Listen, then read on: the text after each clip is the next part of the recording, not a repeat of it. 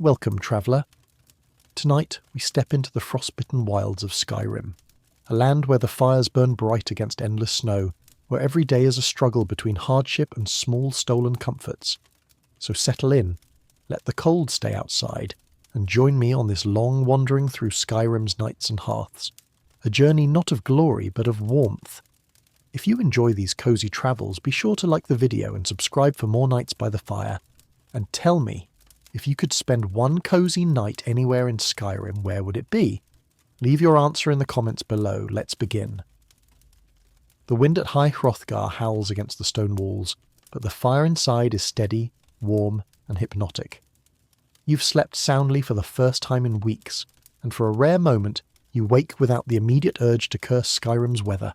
The greybeards are already up, chanting their mountain-shaking words of power in a rhythm so low it blends with the crackle of the hearth.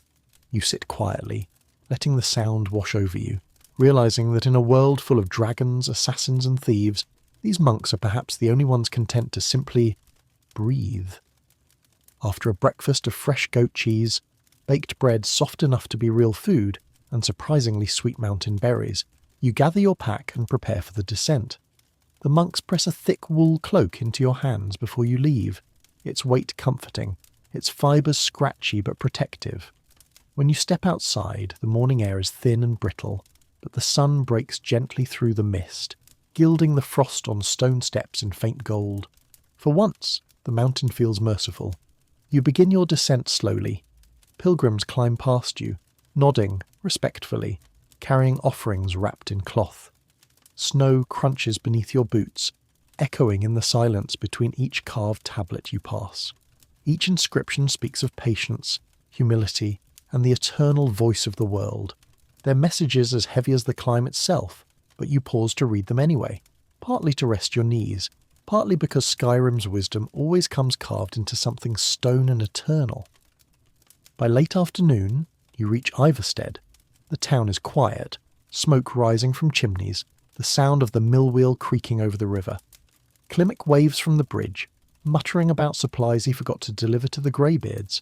You imagine carrying heavy sacks of food up those steps and almost laugh, though your aching legs suggest it's more tragedy than comedy. You stop at the inn, Villemere, where the fire burns bright and the stew is thick with leeks and potatoes. It tastes earthy, comforting, and real. The benches are rough-hewn but sturdy, the kind you can sit on all evening as travellers tell their stories, mugs clinking gently in the smoky warmth. The next day the road takes you west. Clouds hang heavy, but the drizzle is light and steady, soaking your cloak until it smells like wet wool and wood smoke. The forest stretches on, tall pines breathing mist into the air, their branches sagging with moisture. A fox darts across the road, vanishing into the underbrush with a flash of red tail. Birds call distantly, muffled by fog, and for once, nothing leaps from the shadows to kill you. Instead, the world feels hushed, almost inviting. You pause often, not from exhaustion, but because Skyrim's forests have a way of reminding you that the land itself is alive, ancient and endlessly watching. By evening you stumble on a hunter's cabin nestled between the trees. Smoke curls lazily from its chimney, and when you knock, a bearded Nord opens the door, nods silently, and gestures you inside. The cabin is small, the air heavy with the smell of pine resin and dried meats hanging overhead. He says little, only pointing you toward the fire and setting down a clay cup of mead in front of you. You drink, the sweetness spreading warmth through your chest, and you both sit in companionable silence as the storm patters against the roof.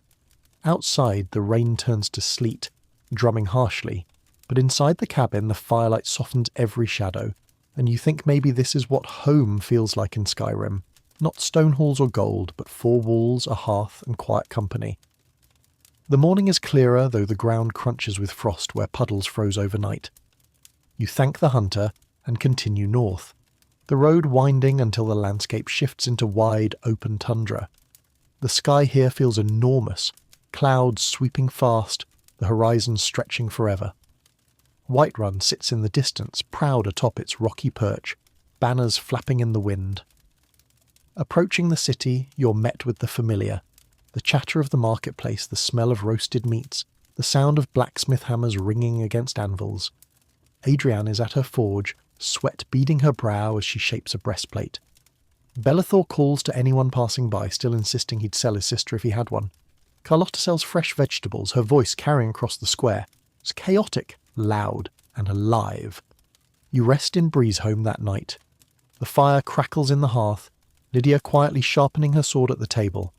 The house is simple. Bare wooden walls, shelves cluttered with books, food, and odds you've collected on your travels. A goat cheese wheel sits awkwardly beside a soul gem, next to a dagger you'll never use. Yet it feels familiar, lived in, and deeply yours. Outside, Whiterun's torches flicker against the night sky. Guards mutter their usual complaints, and somewhere in the distance a wolf howls faintly. But here, wrapped in fur blankets, you finally sleep peacefully. Days later, you take the northern road toward Dawnstar. The sea air bites cold, sharper than mountain chill, and the waves crash against the ice-crusted docks. Fishermen mend nets, their hands raw and red, while gulls squabble overhead. Inside the Windpeak Inn, locals mutter uneasily about the nightmares plaguing the town. But the fire is warm, and the innkeeper serves hot spiced wine, its heat seeping into your bones. You sit by the window watching snow drift lazily onto the frozen sea, each flake catching in the lamplight, and you think, Skyrim may be brutal, but it's beautiful in equal measure. When dawn rises again, you're reminded of how fragile, how fleeting these moments of comfort are. Outside the inn, the cold cuts through you immediately, and the long road stretches on, promising new discomforts, new wonders, and new small sanctuaries along the way.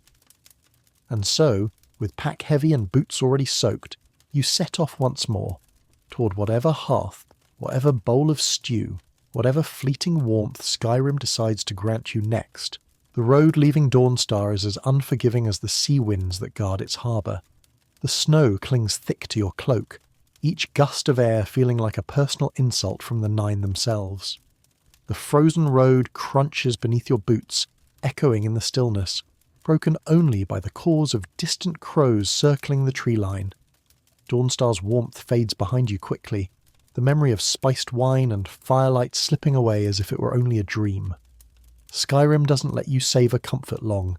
It dangles it briefly, then snatches it away with cold fingers. You take the mountain pass south, your breath rising in clouds that vanish into fog.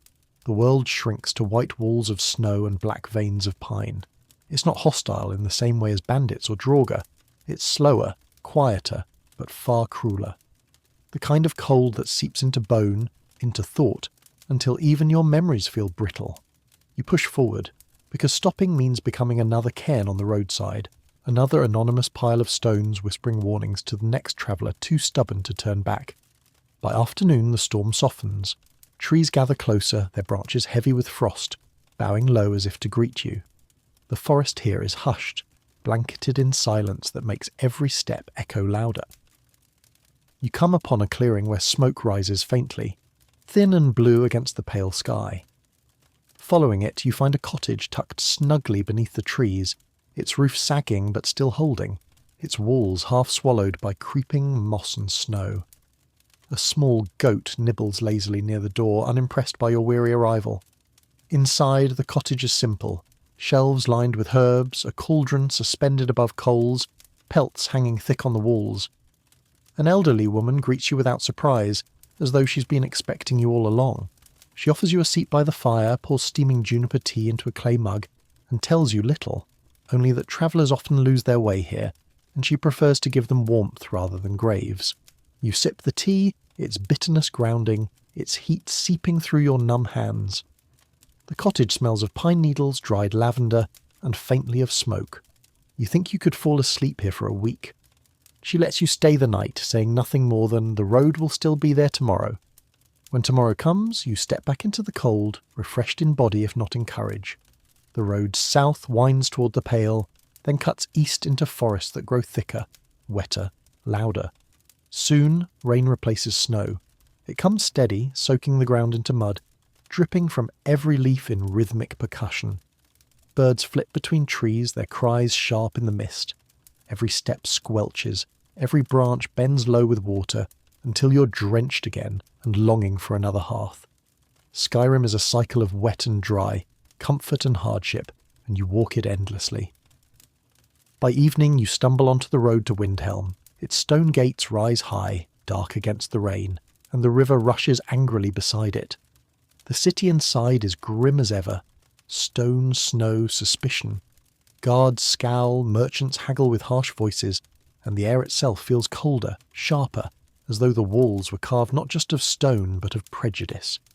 You pass quickly through Candlehearth Hall, the inn filled with the chatter of voices trying to chase away the city's shadows. A fire roars there. Mead flows, but even warmth in Windhelm feels temporary, borrowed. You sleep lightly, the cold still pressing in despite the flames. Leaving Windhelm, you take the long road west, cutting across forests and valleys where rain gives way to mist. Days pass in travel, filled with little comforts. A loaf of bread shared with a farmer by the roadside, a moment of laughter with a caravan of Khajiit traders, the way the sun breaks suddenly through clouds, gilding the sodden world in gold. It's not the grand battles or shouts of power that sustain you, it's these small, ordinary mercies that keep your feet moving. Eventually your path bends toward the rift. The trees grow closer again, the air warmer, fragrant with pine sap and damp earth. Ivarstead lies ahead, quiet and humble, its mill wheel turning patiently, its smoke curling peacefully upward. You spend a night there, listening to the river rush outside the inn. It sounds steady, like the heartbeat of the valley itself. The bed is thin, but softer than stone, and for once, you drift into sleep without dreams. Days later, your journey brings you back to Whiterun's familiar walls. The market is loud, alive, the clang of Adrian's hammer, the endless boasts of Nazim, the same guard jokes you've heard 100 times, and yet stepping into Breezeholm feels different this time. The fire crackles, Lydia polishes her shield, and shelves cluttered with your strange collections, soul gems, herbs, daggers, and cheese wheels make the little house unmistakably yours. You sit at your own table, bread and stew steaming before you, and realise that home in Skyrim isn't about walls or roofs. It's about the rare, fleeting warmth you carry with you, and the people or places that share it. However briefly, the wolves will still howl tonight, the rain will still fall tomorrow, the roads will always be long, cold and cruel. But for now, you are here, in the firelight, safe enough. And that in Skyrim is everything. When the fire in Breezeholm finally dies down, you wake to the muted sounds of Whiterun coming alive. Merchants setting up their stalls, guards stamping their feet against the morning chill, and somewhere in the distance the hollow call of a cow being herded through the plains. You stretch beneath scratchy furs, your body grateful for even this brief comfort. It's not luxury, it never is, but it's enough. You step out into the market, greeted by the familiar chaos. Carlotta hawks her vegetables, raising her voice over Belethor's relentless offers. The air smells of wood smoke and roasted leeks. Children chase one another past the well, laughter cutting through the morning bustle. You buy a hunk of bread and a wedge of cheese, still warm from the oven, and sit on the steps of Dragon's Reach's bridge. The view stretches wide, golden plains rolling out toward the distant snow-capped peaks, mammoths lumbering slowly across the horizon under the watchful eyes of their giant herders. For a moment you breathe deep and let the world feel big, alive, and, if not gentle, at least patient. Days later, the road calls again. You take the southern route, passing farms where chickens scatter underfoot and dogs bark protectively from porches. The air grows warmer as you near the rift, the colours of the forest shifting into amber and gold. Leaves crunch under your boots, and the scent of pine resin clings to everything. You stop at a roadside camp, where a travelling bard strums a lute beside a fire, his voice carrying half-forgotten ballads into the evening air. You share your bread, he shares his songs. The night passes not in danger, but in simple human company, rare and precious in Skyrim. The rift itself is alive with noise. Streams cut across mossy paths, waterfalls crash in the distance, and birds call from every branch.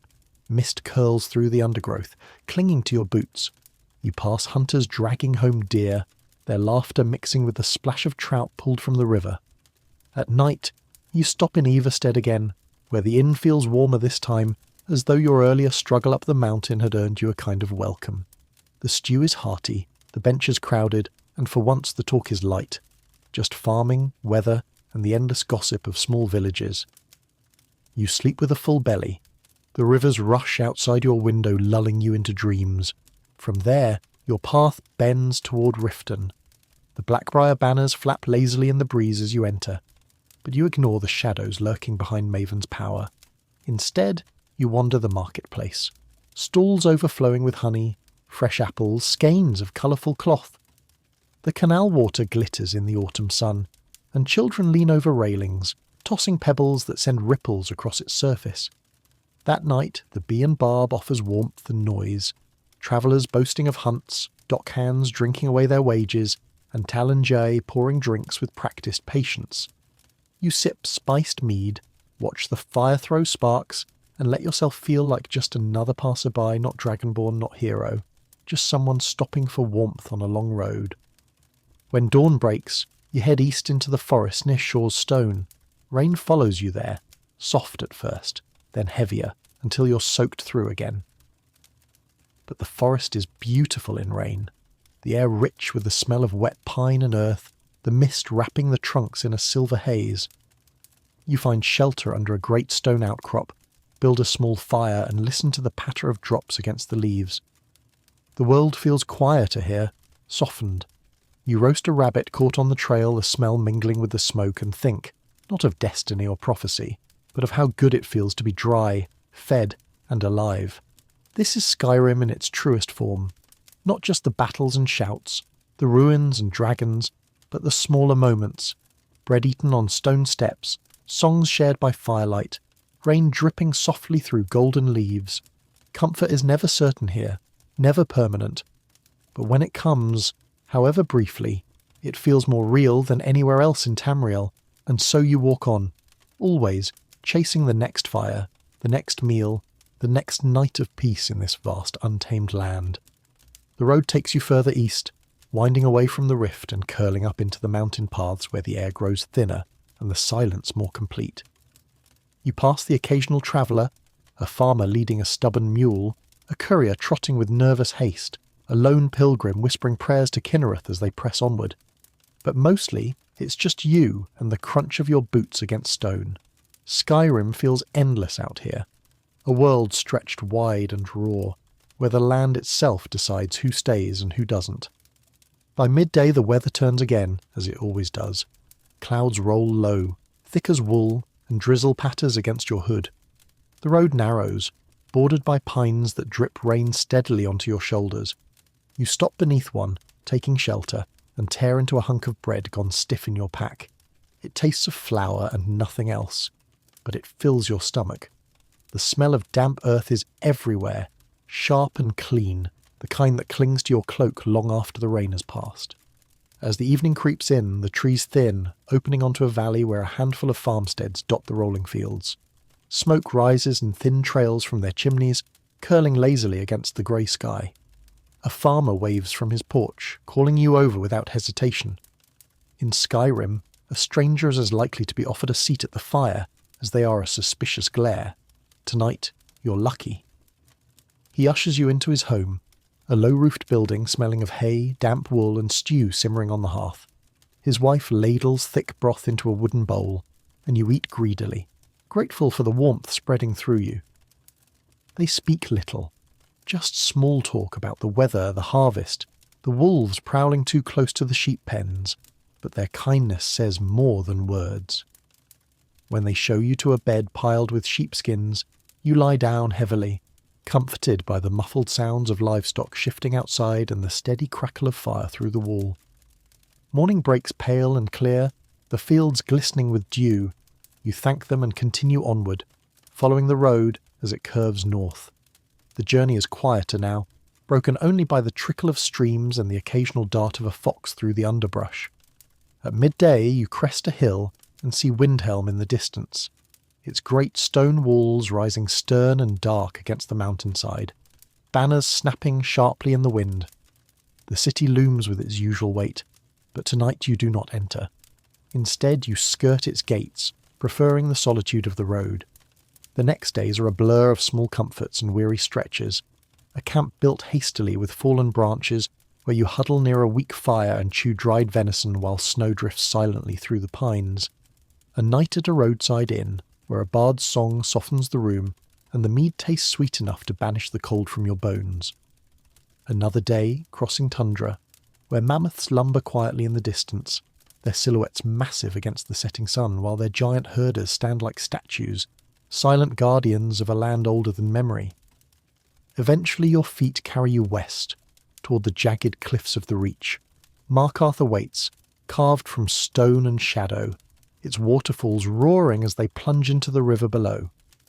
The city is beautiful in its way, half fortress, half relic of Dwemer ambition, but it is not warm. The inns are built of stone, their bed slabs softened only by firs, their walls echoing with the chill of the mountains.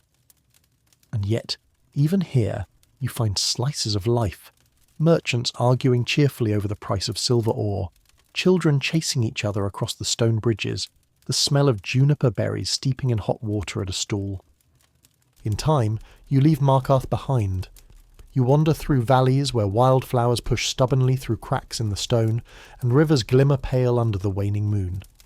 You find a cave one night, its entrance hidden by pine roots, and inside you light a fire that paints the walls orange. The smoke curls lazily upward, disappearing through cracks in the stone, while you lay out your cloak on the floor and listen to the steady drip of water echoing in the dark.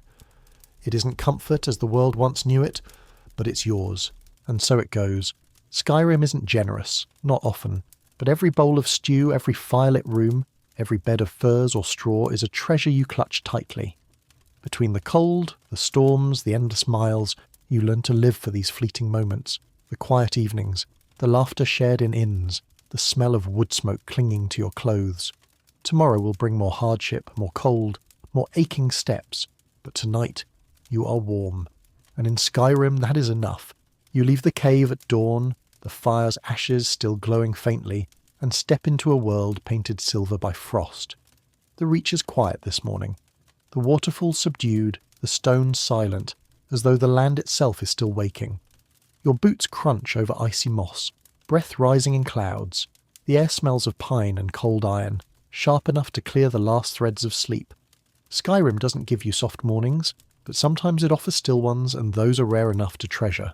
The road bends eastward, skirting jagged cliffs where goats cling impossibly to sheer faces, bleating defiantly at gravity itself. You pass a lone traveller, an old Nord wrapped in furs, leading a mule laden with baskets of juniper berries. He nods once, offers no words, and keeps walking. That's the way of the road here. Not silence from rudeness, but silence because words aren't always necessary when the cold keeps you company. By midday you cross into Whiterun Hold again, where the air feels different, wider, drier, carrying the smell of tundra grass. The plains stretch endlessly, dotted with mammoth bones and the faint shimmer of blue mountain flowers. The wind moves in waves, brushing over the grass like the sea. You find a fallen tree and sit a while, pulling cheese and bread from your pack. A fox watches you from a distance, ears perked, ready to dart if you so much as glance its way. The quiet is broken only by the distant clash of steel. Perhaps companions training outside Jorvaska, their shouts carried far across the plains. You spend the night at the Honningbrew Meadery. The owner boasts too much about his recipe, but the drink is warm and golden, and the common room smells sweet with honey and smoke. Travellers gather at rough tables, swapping stories of wolves, bandits, and the occasional dragon sighting. You sit near the fire, your back against the wall, letting the chatter fill the silence you carried with you from the road. When you finally climb into bed upstairs, the mattress stuffed with straw creaks under you, but it feels like luxury compared to stone and frost. The next days take you north, toward Winterhold. The further you go, the harsher the land grows. Forests thin, replaced by wind-lashed tundra and jagged ice. The Sea of Ghosts looms to your right, vast and endless, waves crashing like distant thunder. The salt wind bites hard, stinging your face, coating your lips. Ships sail occasionally on the horizon, their sails grey shadows against darker skies. By the time you reach Winterhold itself, the cold has gnawed at your bones, and your pack feels twice as heavy. The town is small, shrunken from what it once was, its houses clinging stubbornly to the cliff's edge. The inn is draughty, its walls rattling with each gust, but the hearth burns bright. You thaw your hands by the fire, listening to the locals murmur about the college looming above like a shadow. The stew here is thin, little more than fish and seawater, but it's hot, and that's enough. You sleep wrapped in every cloak you own, the roar of the sea below lulling you into uneasy dreams. From Winterhold you take the long road south. The weather shifts constantly. Snow 1 hour, sleet the next. Then sudden skies so clear you can see for miles. The land here is raw, unbroken, filled with nothing but your footsteps and the occasional howl of a wolf far off in the hills. You make camp one night beside a frozen stream, building a fire that flickers bravely against the darkness. The stars above are sharp, innumerable, and for a long time you sit staring upward, realizing just how small you are beneath this sky. Finally, after days of travel, you climb into the forests of Falkreath again. The pines here are thick and close, the ground soft with needles. The air smells green and alive, heavy with sap and damp earth. Birds call, their voices echoing through the canopy, and somewhere distant you hear the low murmur of a stream. You stop at the Dead Man's Drink, where the innkeeper greets you with a nod and sets down a bowl of venison stew, rich and filling. The fire crackles, casting warm light over wooden beams, and for the first time in many days you feel truly at ease. You sit long into the night, watching embers glow, listening to the muted hum of voices around you. Outside, the forest breathes, vast and ancient, but here, in this pocket of warmth and company, you let yourself rest. Skyrim will demand more of you tomorrow, more miles, more cold, more hardship. But tonight, you are safe, and in Skyrim, that is the rarest treasure of all. The fire in Falkreath's Dead Man's Drink burns low when you finally rise from your seat. The stew has settled warmly in your belly, and the steady murmur of voices in the inn makes you want to stay, but the road insists otherwise. Skyrim never lets you linger for long. Outside, the forest greets you with its damp breath, mist hanging low between the pines, the ground soft with needles, every step muffled. The air here is heavy with life, the sharp tang of sap, the distant rush of a stream, the occasional snap of a branch as deer vanish into the shadows. It's not hostile like the Reach, or bitter like the North. It's watchful, quiet, as if the forest itself is listening. You walk south, boots sinking into damp earth. Rain begins lightly, pattering against your hood, beading on pine needles until it drips in slow rhythm. You stop at the edge of a clearing where a hunter's camp smoulders, the embers still warm. No one is there, just a rough lean-to and a spit where a rabbit once roasted. You sit for a moment, letting the faint warmth of the coals seep into your palms, then press onward. By evening, the trees thin, opening onto the lake. Lake Ilinalta stretches wide and grey, the surface broken by raindrops, the far shore blurred by mist. You follow the shoreline, passing broken docks and the ruins of half-submerged towers, silent reminders of ages when this place was less lonely. The water smells cold, metallic, endless. A fisherman waves from a rickety boat holding up a silver-scaled catch, his grin wide despite the drizzle. You wave back, then press on toward the inn at Half Moon Mill. There, a pair of lanterns glow faintly in the wet dusk. The mill creaks with the steady turn of its wheel, water rushing strong despite the storm. Inside, the inn is modest. Rough benches, a low fire, and bread that tastes of ash and smoke. But it's dry, and the wool blankets are thick enough to keep the cold out. You lie down, listening to the rain drumming against the shutters, lulled by its constancy. Morning comes soft and grey. Mist rolls low over the lake as you set off again, heading east. The road is narrow, hemmed in by wet stone cliffs and dripping branches. By midday, the land begins to rise, paths winding higher into the Gerald Mountains. The air cools again, sharper, carrying the scent of snow. You stop by a small stream, its water clear and biting, filling your flask before continuing the climb. At dusk, you reach the edge of the mountain path leading toward Helgen's ruins. The town is silent, its charred beams jutting black against the twilight sky. Grass grows between the stones now, and only the wind moves through its empty streets. You pass quietly, boots echoing against the rubble, remembering fire and dragon's wings. There is no comfort here, so you do not linger. Beyond Helgen, the road bends north, and by the time you see the distant lights of Riverwood, night has fully settled. Smoke curls from its chimneys, golden light spilling from windows into the dark. The smell of fresh bread and pine smoke greets you as you step into the Sleeping Giant Inn. Delphine nods from behind the counter, unbothered, and Hadvar raises a mug from the corner table. You sit by the hearth, stew thick with leeks and venison warming your hands, and let exhaustion melt away. Here, in Riverwood, it feels as though the world holds still. The river murmurs outside, steady as breath, and the fire paints the walls in soft light. You lie down on a straw bed, hear rain begin to fall again on the roof, and realise you're safe for one more night. In Skyrim, that is everything.